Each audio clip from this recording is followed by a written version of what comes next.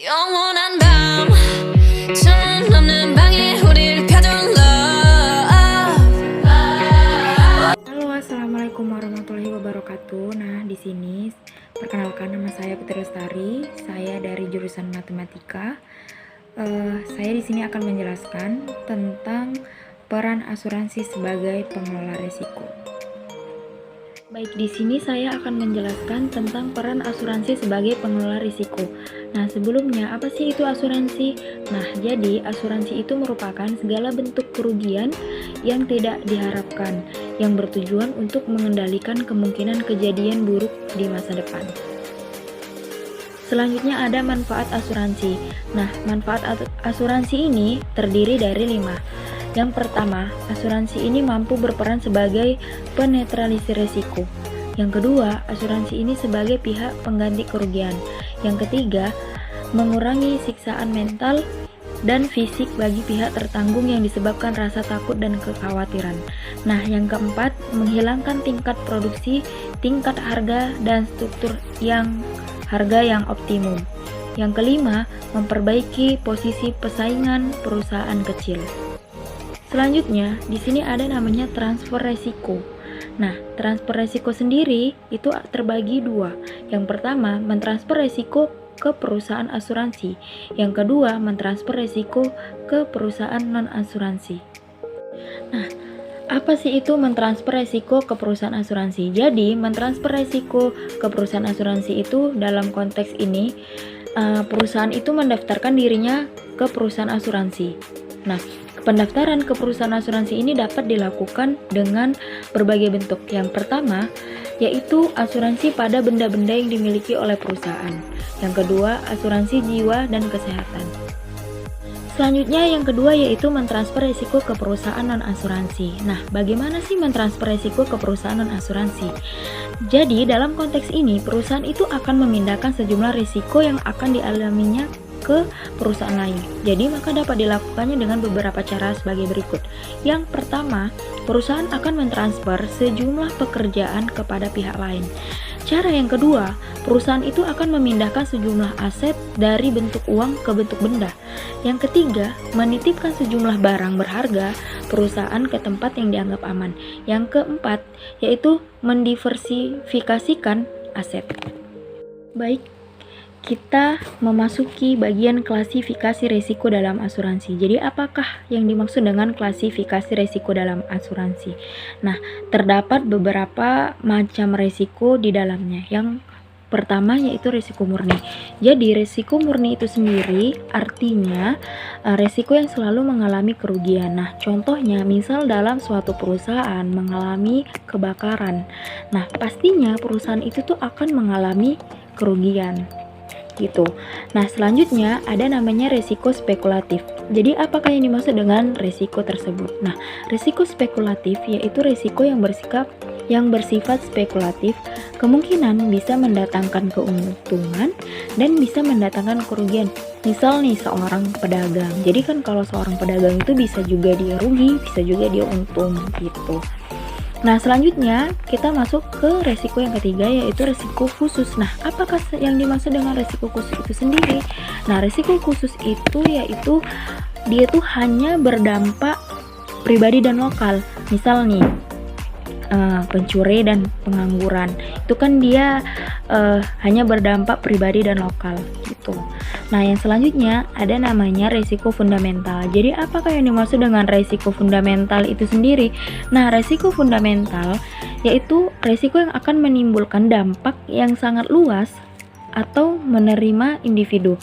Contoh, sekarang nih kan lagi maraknya pandemi COVID-19. Nah, jadi banyak sekali dampak dari kita sendiri, manusia, tidak sedikit orang gitu. Jadi untuk banyak orang. Nah, contoh lainnya yaitu bencana alam dan lainnya. Terus ada namanya resiko individu. Nah, resiko individu itu sendiri artinya risiko yang dapat mempengaruhi kapasitas finansial seseorang. Misal nih kan, yang bergantung dengan harta kekayaan maupun risiko yang tanggung jawab. Contoh, risikonya itu dia seperti resiko pribadi.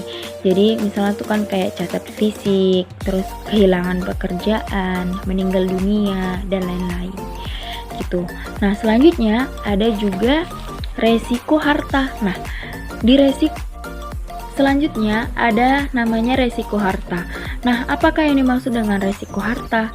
Resiko harta sendiri dapat diartikan yaitu kerugian yang berkaitan dengan kepemilikan suatu benda. Selanjutnya yaitu resiko tanggung gugat. Nah, apa yang dimaksud dengan risiko tanggung gugat itu sendiri? Jadi yang dimaksud dengan risiko tanggung gugat itu yaitu resiko tanggung jawab yang harus kita berikan kepada pihak lain akibat ulah kita gitu. Jadi misalnya kan kita terjadi kecelakaan gitu, terus dia mengalami cedera gitu. Jadi kan istilahnya kita tuh harus bertanggung jawab akibat perbuatan kita gitu. Selanjutnya kita masuk ke resiko yang mendapatkan perlindungan dari perusahaan asuransi. Jadi nggak semua resiko itu kita bisa dapat asuransi gitu maksudnya. Jadi hanya resiko fundamental dan resiko murni saja tuh yang bisa diasuransikan dengan syarat-syarat tertentu. Balik lagi ke arti dari resiko fundamental dan resiko murni itu tadi apa ya. Jadi syarat-syaratnya yaitu yang pertama, resiko itu harus terjadi dengan ketidaksengajaan dan tidak bisa diprediksi. Yang kedua, resiko yang dapat ditanggung harus bersifat homogen dan umum terjadi. Yang ketiga, dampak dari resiko tersebut bisa dinilai dengan uang atau secara finansial.